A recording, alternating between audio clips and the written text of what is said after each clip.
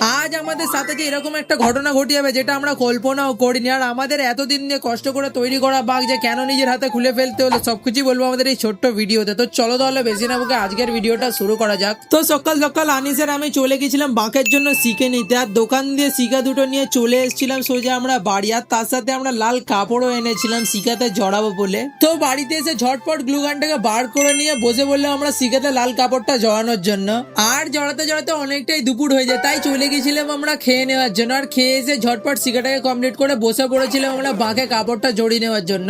আর কিছুক্ষণের মধ্যে আমাদের বাঘটা প্রায় কমপ্লিট হয়ে এসেছিল, আর আমাদের বাঘটা কমপ্লিট হওয়ার পর কিছুটা এরকম লাগছে। তো কেমন লাগছিল অবশ্যই কমেন্ট করে জানাবে।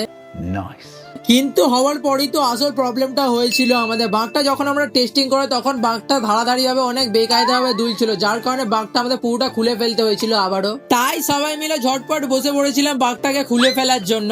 আর শেষ মুহূর্তে যে এত কষ্ট করে নিজের হাতে তৈরি করা বাঘ যদি খুলে ফেলতে হয় যে কতটা কষ্ট হয়, যারা জল ঢালতে যায় তারাই একমাত্র বুঝতে পারবে।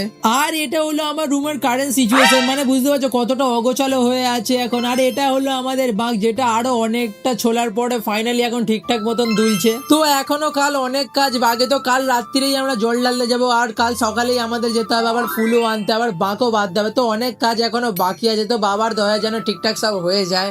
আর আজকের ভিডিওটা আমরা এখানেই শেষ করছি, দেখা হবে খুব তাড়াতাড়ি আরো কোনো নতুন ভিডিওর সাথে। ততক্ষণের জন্য টাটা।